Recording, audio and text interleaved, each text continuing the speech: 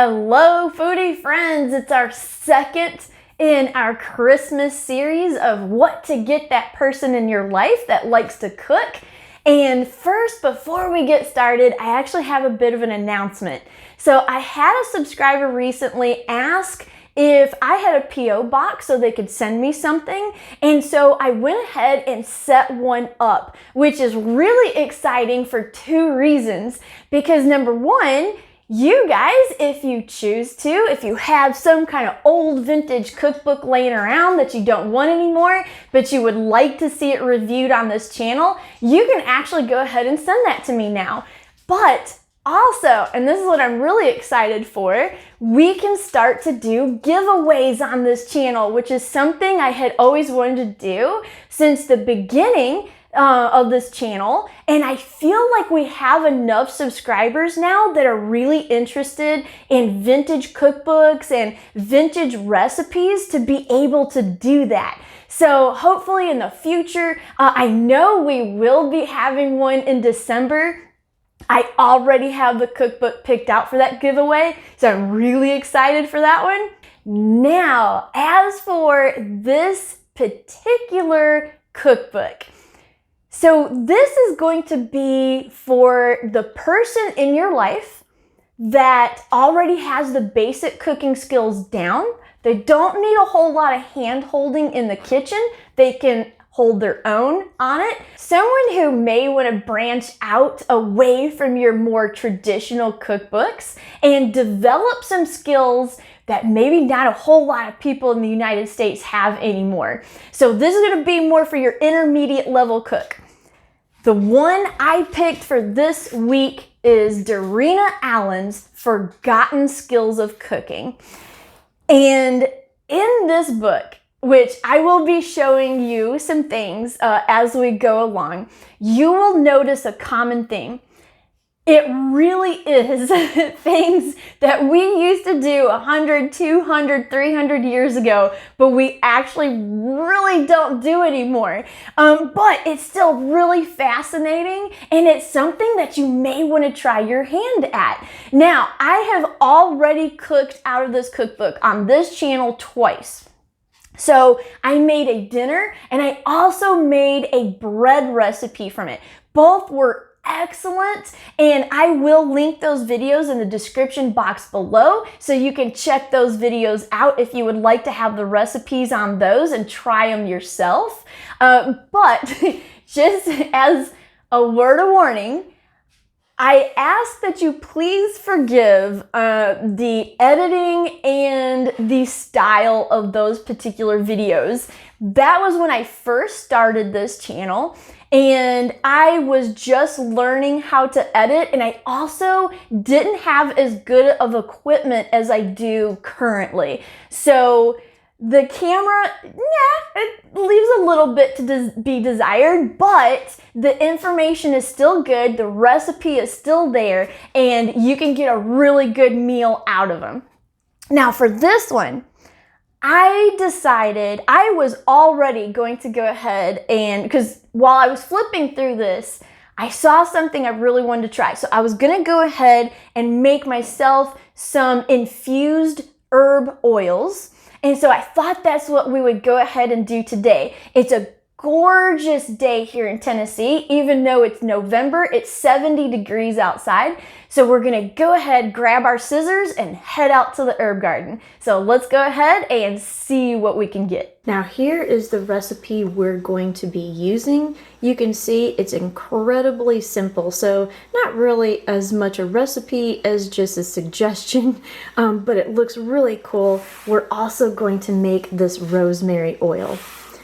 But if you go through, you can see she's also got ways to make really nice flavored vinegars,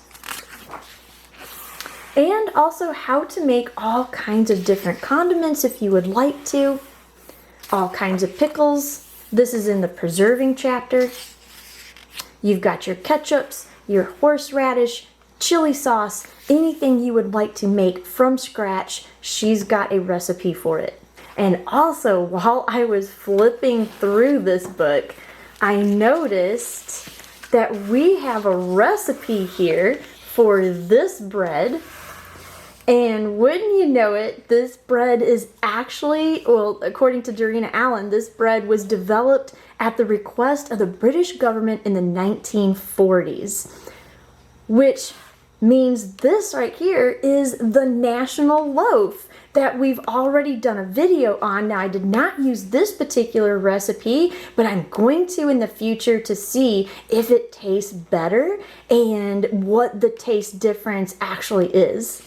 This cookbook would be perfect for the person in your life that may want to try their hand at a little bit of farming and possibly some homesteading, because she does give excellent information on how to maintain your animals and how to care for them, and then what to do with them after you've decided to butcher them. She also has this really cool chapter on how to candy and crystallize various things. So you have your candied peels, but you've also got a way to make rose water, which I think is really cool. The next time my rose bush comes into bloom, I am absolutely gonna try this. She also has an excellent chapter on drying. So here we have the old-fashioned way of drying different fruits. And so here you have a way to dry your mushrooms, but also your tomatoes.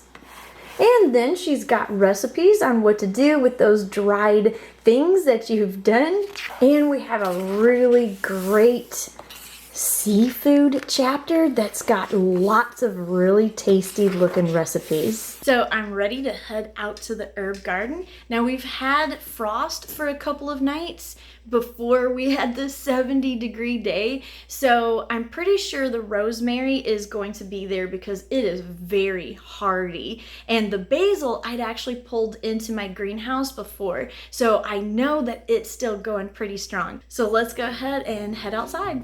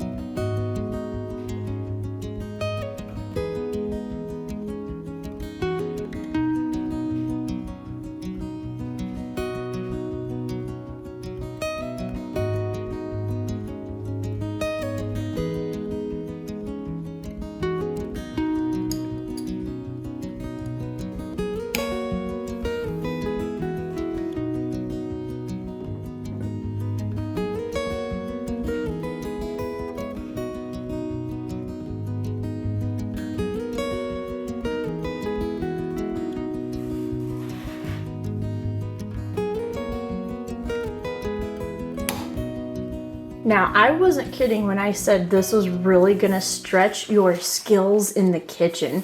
This cookbook has an entire chapter on foraging and what to do once you find what you're looking for.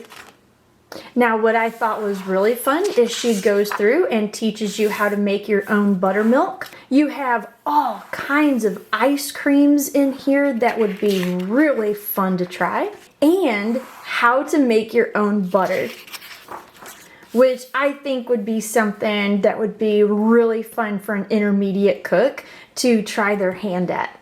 So it really is an all-inclusive cookbook on all kinds of things that cooks used to have to know 100, 200 years ago, but have kind of forgotten, like she said, and is not really used anymore. But this would be kind of fun for somebody who wants to get back into that style of cooking and really start making a lot of their own things from scratch and doesn't mind putting a little work in the kitchen. And there we go. That was absolutely quick and painless. That was probably the easiest recipe we've ever done on this channel, and I barely have any cleanup, which is perfect. And something I think is really cool, these by themselves would be really good Christmas gifts. All you need to do is put some little twine around it and a little decorative label with what it is, and I think these would be adorable as little Christmas gifts to the people who love to cook in your life. Now, as for this cookbook, I do want to say one more thing about, well, kind of a caveat for giving this as a gift. You will notice, I'm sure, you know, as I page through this, that it is very meat heavy. It has a lot of different recipes for making your own sausages and dairy products, that kind of thing. So of course, this cookbook would be completely inappropriate for the vegetarian or vegan in your life that may be wanting an intermediate level cookbook, but this is not gonna be it. Now, one of the reasons why I have not featured vegetarian and vegan cookbooks up to this point, which I will have some in the later episodes because they fit that particular category better. But the reason why I didn't put them in the first 2 episodes of this is because while I do make some vegetarian and vegan dishes, I'm not really kind of in the know on what is very popular and what's really good vegetarian vegan cookbooks. I do have a lot of vintage vegetarian and vegan because that's more this channel's niche, but I don't really have a lot of up-to-date current cookbook ideas, which I think would be better suited for giving someone as a gift, just because vegetarianism has kind of evolved quite a bit over the decades. Now, that's not to say I will not be giving some suggestions when we get to what to give your vintage chef in your life as a gift. I have several suggestions that I think are really fun and really cool. But as for this episode, I would love it if, as a vegetarian or vegan, you would comment in the comment section down below some really good vegetarian vegan cookbooks that maybe you would like me to review in the future, or go ahead and try just for myself so maybe I can suggest them later, because like I said, I'm kind of out of the loop, but I would absolutely love it if there were some of you out there who's already tried some really great tasty recipes and cookbooks, and you just know that I would love the cookbook. So go ahead and comment below and I will definitely check those out. Now, as for next week, we are going to focus on that adventurous cook in your life who has gone well past the basics and really wants to get very unusual and different kinds of dishes in their kitchen. So those are the kind of cookbooks that we're going to be focusing on next week. We already have a top winner. This is one that my husband Mitch actually picked because it was one of his favorites, and I'm going to look through some of my other collections and see if I can pick some runners up that you would absolutely love to give to an adventurous cook. So stay tuned for that because that's going to be really fun. Next week we will actually be cooking some kind of dish out of the top winner. And thank you for watching this week. Really hope you try these quick and easy and great as gifts, and we'll see you next week. Bye. And if you like historical cooking and unusual cookbooks, here's 2 more videos you might enjoy. And make sure to like and subscribe for more foodie adventures.